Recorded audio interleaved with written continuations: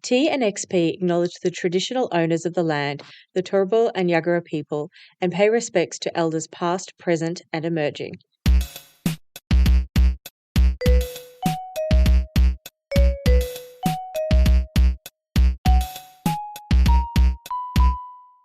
Welcome to T and XP, a couple's cozy gaming podcast. We're feeling cozy, and we hope you are too. I'm Alexander. And I'm Erin. T and XP is like a book club for cozy video games. And today we're going to be looking at Dave the Diver, a game that combines action-adventure and restaurant management. Together at last. Dave the Diver is a 2023 video game developed and published by Mint Rocket. We played it on Steam, but it's also available on Nintendo Switch and PlayStation 4 and 5. It sold over 1 million copies within 10 days of release and 3 million copies by January 2024. It's been nominated for many awards but won 2 notable awards, the Sit Back and Relax category in the Steam Awards and Best Game Design in the 20th British Academy Games Awards. It has also been turned into a children's manga and has had numerous collaborations with other brands such as Godzilla and characters from other video games making an appearance. Tell us what it's all about, Alex. Dave, a veteran scuba diver, is contacted by his associate Cobra, who has a fantastic new business venture, setting up a sushi bar at the Blue Hole, a location said to contain fish from all over the world. With the help of the surly but passionate chef Bancho, the three set up operations at a mystical blue hole and get to work. Dave catches the fish and serves tables, Bancho prepares dishes and researches new recipes, and Cobra drinks beer and puts his shady contacts to use. I love Cobra. He's so 80s, everything about him. Of course, the trio haven't really done their due diligence on this new restaurant business, and you'll soon be up to your neck in silly, charming escapades as you discover there are a lot of other people interested in this section of the ocean. There'll be vengeful food critics, pirates, and demanding VIPs to deal with. There'll be conservation groups and a very excitable archaeologist that needs Dave's expertise. There'll be televised throwdowns against rival chefs. Oh, and there's the small matter of the ancient merfolk civilization that Dave uncovers. The story is positively bursting with characters, hijinks, and charm. In terms of game mechanics, the twofold core of the game is diving to catch fish and managing your restaurant. Diving is the action-oriented side of the game. You'll navigate a 2D, maze-like aquatic environment, and armed with your trusty spear gun, you'll catch fish, gather other ingredients, and salvage materials for upgrades. While diving, your oxygen supply will slowly decrease both with time and from any damage you take from being attacked. Additional oxygen and other helpful items are usually scattered about in true video game style, but you'll need to decide how far to push each dive, as both air and your carry capacity are finite. If you run out of air, Cobra will drag you back out, but you'll lose almost all of your hard-earned loot. That made me sad. You're like, which one thing do you want? The and you're one like, thing, the one yeah. thing, and you're like, I don't know. Is it fish? Is it soy sauce? Is it this piece of wood? I don't know. Well, sometimes you need to choose between like staying solvent and having like a quest item. So Yes, yeah, it's tricky. It's very tricky. Each night, the restaurant will open and gameplay will switch to the management aspect. You'll start each evening by curating a menu based on what ingredients you caught that day. Then, at opening time, you'll tend to customers by pouring drinks, serving Bancho's delicious dishes, and grating wasabi. Before long, you can employ people to help serve, but hiring, training, and paying staff eats into your restaurant's profits, as does cosmetic upgrades. Got to have the cosmetic upgrades though. Do you? Yeah. Do you? Look, I was surprised at this. That I actually really enjoyed, these kind of decorative sides of things, which I did not think I would. And you just have no interest in it whatsoever, which I thought you would. I thought the bar just looked good as it is. But it could look better. Yeah, but the better is the view. You're in the middle of the most like rare, amazing ocean blue hole thing in the world. Like, go look at the water. Don't look at the bar. Doesn't matter if it's stone or wood or whatever. Agree to disagree. Why don't you tell us about the other management aspects? Further on, you'll also unlock a farm and a fishery to help source ingredients, adding a few extra layers of management as you ramp up your business. Progress isn't just about money, though. Your restaurant's reputation relies on satisfied customers and impressive dishes, which translate to likes and rankings on the in-game social media. Day or night, you'll also use Dave's smartphone to order in upgrades, track requests, and obsess over your Tamagotchi-like minigame. There is so much to do on your phone. Even just looking over the social media feed is charming and weirdly more satisfying than real-life doom scrolling. And again, all of this is before you even get stuck into the extra amenities, mini-games, gambling, and personalities of the merfolk. If this all sounds overwhelming, don't worry. The core gameplay loop of diving and managing the restaurant will be your main focus, and all the side quests and optional extras are elegantly tracked, so you'll rarely be at a loss of what to do. On to characters. The characters aren't super deep, but they are charming. We start with the titular Dave, our husky hero. It is really refreshing to see some body diversity in playable video game characters, but he is often treated like a creep or an idiot, which really frustrated me over time as well. The other thing that happens to Dave is he is constantly being underestimated, which is a bit of a trope in some video games. Bear and Breakfast does this as well, and it can be a thin line between comedic effect and just being a bit unpleasant.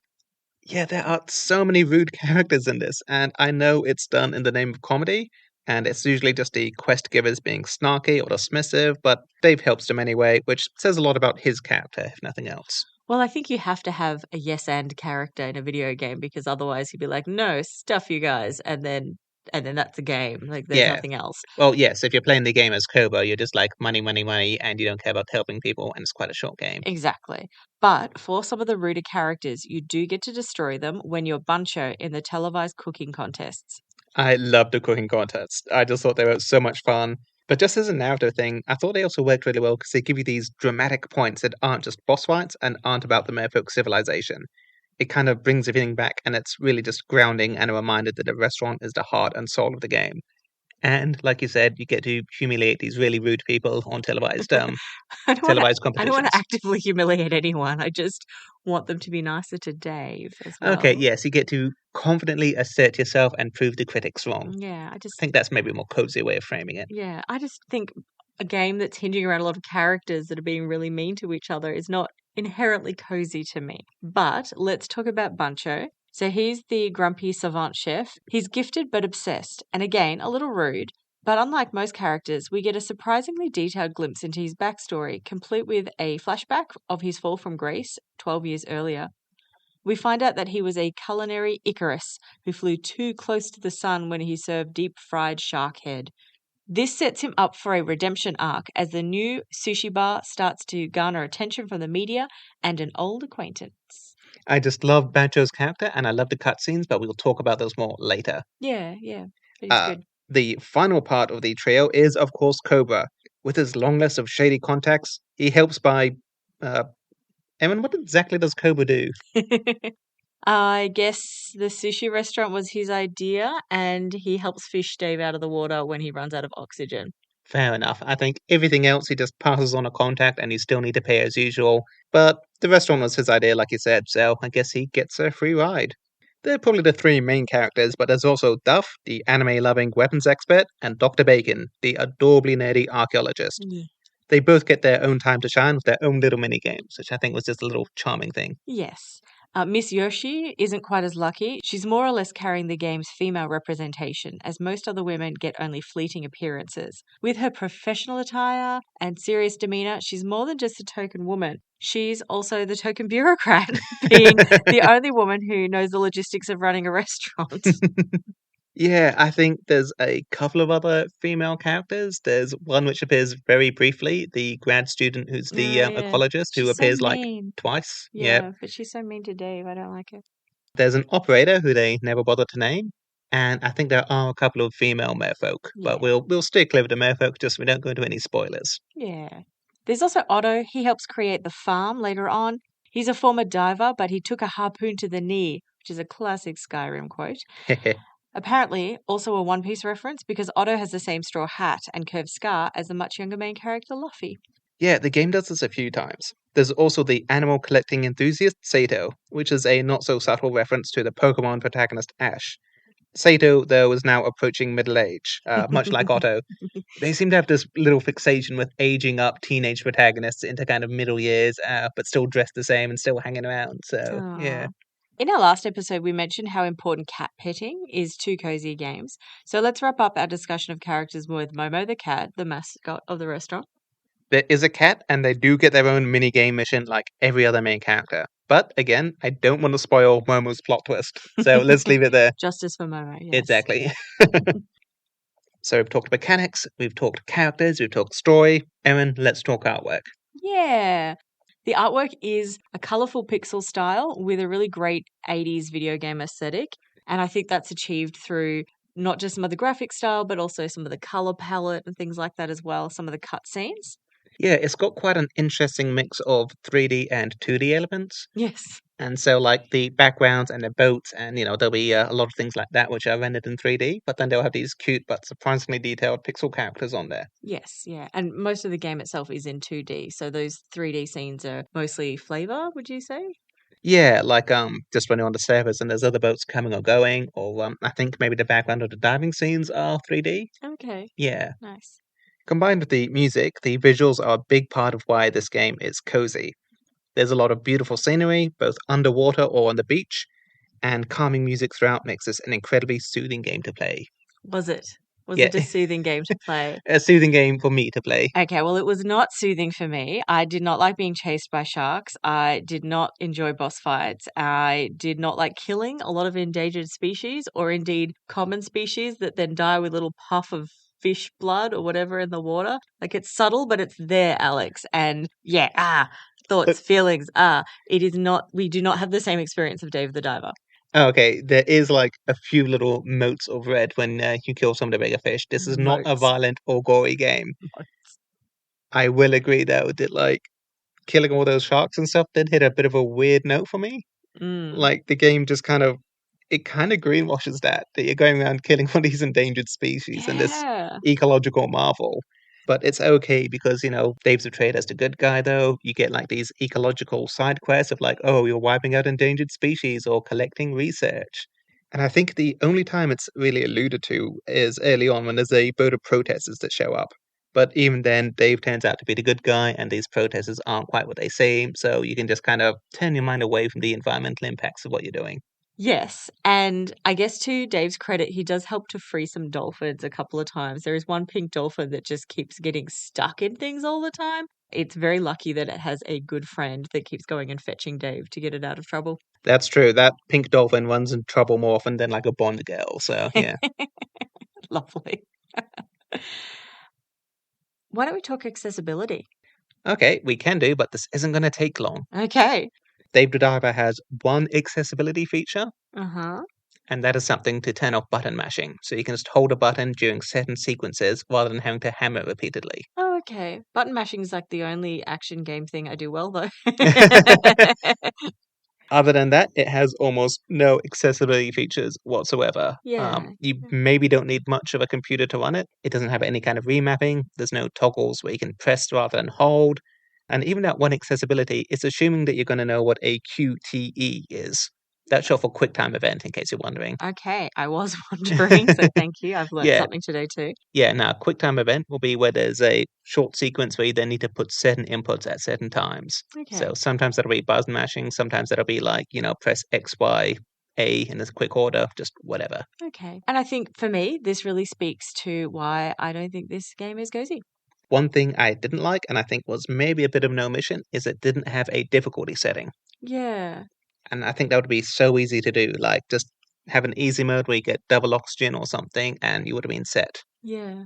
Yeah, And absolutely. I know it's tricky. I know some game designers do this on purpose because, like, no, this is the one authentic game experience, and we want everyone to have this shared experience. But that's not going to happen anyway, because some people are going to have more or fewer hours of gaming experience, and people are going to have different tolerances of what they actually want from a video game. Yeah, absolutely. Like, you can be a super hardcore gamer, but sometimes you just want something to be soothing, and you just want to play it for the story, and you're not there to have to try something 4 or 5 times. I don't want to brag, but I used to play Commander Keen on the hard difficulty rating when I was a kid. Oh, Yeah. Yeah. It's okay. fun. Well, I'll take it back. Yeah, you Yeah. got amazing gamer credentials, and You just got to get good, Alex. I certainly did with some of those boss fights. What about some of the big ideas in this game? I think our listeners have probably started picking up that we have slightly differing ideas about Dave the Diver and some parts of it. So tell me a bit about what you're thinking. So aesthetically, there's going to be like a big emphasis on the tropical theme, and I think again, this is a big part of what makes it cozy. That you have these great beaches, this pristine aquatic environment, and it's just so much fun to go around there and to kind of breathe it all in, so to speak. But that's obviously just the visual side of things. I think On a slightly deeper level, this is maybe more of a gamer's game than other games we've discussed. It's not just because this has a lot of big action sequences, it's also just a major theme of Dave the Diver, which is chock full of gaming references. A lot of these are realized through gorgeous little minigames. There's a Metal Gear Solid stealth sequence, there's a dating sim style flashback, there's a Guitar Hero style rhythm game in a dream sequence, and there's even a little Monkey Island puzzle, and a classic fighting game if you get the Godzilla DLC. I have no idea how many of those references you got. Oh, so many, but you so many that you don't even need to explain them to me. I just got them. This is a fantastic game in its own right, but it has all these adorable little odes to classic gaming that really evoked a lot of cozy, happy nostalgia for me. That said, I got the feeling that I was probably the target demographic for a lot of this, and I don't think you got as much out of the pop culture references. Well, I get the pop culture references. That's the bit I do get. I get culture of the pop. I think it was more the gaming references that I perhaps didn't get. I don't know. I don't think it's necessarily that I don't appreciate the game. I thought lots of it was very clever. And I love the fact that they had all these nods to these nostalgic pieces and things like that as well. I played enough terrible Street Fighter and Mortal Kombat and stuff like that I understood even those little references and things like that from time to time in the style. But it's just for me, that wasn't actually the factor of why I don't think this is the raddest of games and the coziest of games, despite the fact it always appears on cozy lists of people's top cozy games. Yeah, like I said, I think I'm maybe more of a nerd than you, so I probably got a little more out of this. Every time they made like a Metal Gear Solid joke, I lost my mind when Godzilla appeared. But that's always been a kind of favorite franchise of mine, so that's probably yeah. Okay, even the crossovers and the content they've done with other people speaks to the fact this isn't a cozy game because Godzilla is not inherently cozy, Alex. Excuse me, I have a Godzilla plushie toy from when I was 5. It is It's very that's cozy for me. cute. That's very cozy, but Godzilla is not inherently cozy. And also another crossover they do is with Dredge, which is a fabulous fishing game that I know you've played before as well. But that whole game has like Lovecraftian vibes, like gloom and doom from the depths, from beneath us it devours kind of stuff. I Okay, but I think Dredge is cozy. well, we can argue about that next season. Okay, okay. But I think that even the crossovers show that it is not a cozy game. It's fun, it's great, it's well put together, but I just don't see it as cozy. So maybe not cozy, but one thing I do want to say is that it's a great game. Even these crossovers they have, the Dredge, Godzilla, and Yakuza one, these are fantastic little modules in their own right. It's not just shoehorning in a character. They're like chock full of yet again more mini games and little story arcs, and you get extra ingredients. And they have just done such a good job producing these that you can see it's something they're really passionate about. And they weren't just shoehorning it in there for marketing. This is something where they really had a lot of fun making it, and you have a lot of fun playing it. And yeah, I have to give it to you. I went to look online to see what others say about Dave the Diver, and people really do think this is a chill game and they enjoy details like the hundreds of dishes in the restaurant to unlock and serve, things like that, which I don't mind that part of it at all. I did read that someone found the game quite forgiving, which I respectfully disagree with, as I found running out of air and losing all but one of your items quite unpleasant, even though the actual underwater aesthetic was really lovely. It was very, very pretty.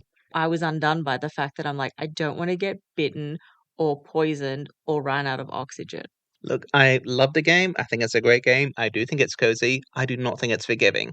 I Yeah. think even just trying to aim the harpoon is deliberately a bit finicky. I think the kind of mechanic of like trying to push how greedy you're getting, like do you go deeper and further to get more stuff or do you play it safe? Like I don't think that's forgiving. And again, like we mentioned before, losing all your stuff if you run out of air, like that is heartbreaking. Yeah, absolutely. And you talk about things like the mini games and everything, but mini games are not necessarily cozy. Mini games are fun and they can be a really light moment in a game and everything like that. But the mini games do help provide a bit of relief from the main storyline as well. And the other thing I will have to give it to the game is if you want to ignore some of the big pressures kicking around in the game and just focus on the gameplay loop of diving and restaurant, you can do that until you are skilled up or until you're ready to move on with other quests. I think the game is potentially cozy if you have a bit of gaming experience. It's got serene visuals and music. It's got a really rewarding gameplay loop where you grow bit by bit. There's a lot going on at any one time, but there also sort of isn't. Despite the huge range of things to do, which you probably only mentioned a fraction of, there's also the VIP events. There's also the festivals where you need specific ingredients. Despite all of this, the game does an amazing job of pacing it all. And so overall then, weighing up what I've said and what you've said, where do we place it? In terms of cozy rating, Mm-hmm. I think this is a cozy game, but I think it is just barely a cozy game. Mm-hmm. Like, there were some intense boss fights that I really struggled with. Yeah, and I just didn't do. Yeah. Look, I would probably give this a cozy rating of 1. Yeah. And I think if we're the people who have introduced and created this, very elaborate 1 to 5 scale of cozy rating, 1 has to be able to exist on the scale. Yeah. So 1 still has to be technically something we might count as cozy, although me reluctantly. I think 1 is a valid rating for this if we're going to call it a cozy game. For me, this isn't a cozy game. I know there's going to be my lack of skill involved in my experience, but harpooning fish and getting hit with a lot of quests every time you surface from the ocean isn't relaxing to me. Boss battles under the water and the pressure of running out of oxygen, even with gear upgrades, are not cozy for me either. I think the look of the game is great, and I do like the over-the-top characters, despite many of them being really unnecessarily mean to Dave. Look, I love the visuals and the music. I love the characters and the silly, light-hearted storyline. I thought the comedy usually worked. And I just really liked the routine of the dives. And even just between dives, just fiddling on your phone and trying to work out how you want to tweak your equipment or which side quest you want to undertake and stuff like that. I think this maybe hits slightly different notes for us, but that's okay. We've talked about the cozy rating. How about we go to the actual game rating itself? Yeah, okay. Why don't you kick us off? So for me, I'm going to give this a 5 out of 5. I had such a good time playing this. I really enjoyed the gameplay loop. It never felt grindy just because it was so much fun doing the dives. I love the progression, how you unlock the fishery and you unlock the farm. And then right near the end of the game, you can actually open up a separate branch entirely. And you just need to send them ingredients and work out how you're pointing staff. It's just got this really lovely balance of customization and simplicity. And it was just an absolute joy to play. For you, For good. me, Okay. yeah. I'm going to argue that it should at least lose a point due to lack of accessibility and the fact that you probably need to be quite into certain types of video games to enjoy this. This is not a video game that everyone's going to be able to pick up. I would be more likely to give it something like a 2 or a 3, probably a 3 if I was being more acknowledging of my own background and things like that as well. But I understand that it's not just about me and my lack of skills, but I think it should be maybe a 4 because, as I said, just not as accessible as other video games. Yeah, look, I think a 4's probably reasonable, actually. I admit, now that I think it over a bit more, I did really struggle on that great white shark fight, and there was just a few moments where maybe it gets a little grindy, or you're just waiting for a certain map to generate because you can't get a particular fish. Okay. And there's just a few ways that they could have smoothed it over and just made it a little more fun, but again, this is such a great game. Yeah, Shall we agree on 4 out of 5 for the game rating? we can. 4 out of 5. For other games, a little bit like Dave the Diver, we would recommend Abzu and Subnautica for the aquatic themes. Abzu is definitely the cozier of the two. Subnautica has the same oxygen and sometimes combat kind of vibes to it as well, although there's no direct combat in Subnautica. The other game that we'd recommend we've already reviewed, and that's Stardew Valley. In terms of management games where you are producing and selling something, that would probably be something that would scratch that kind of itch. That's all we have time for. Thank you for listening to T&XB, a couple's cozy gaming podcast. We'd like to encourage you to follow our Instagram account, which you can find at T&XB Podcast. And if you like listening to us, then rating, reviewing, and following are really helpful for ensuring like-minded cozy people find us. Join us next week for the farming sim Dinkum, where you might be attacked by a crocodile, but you're going to have a lot of fun doing it. Stay cozy. Like a delicate cup of green tea with fish.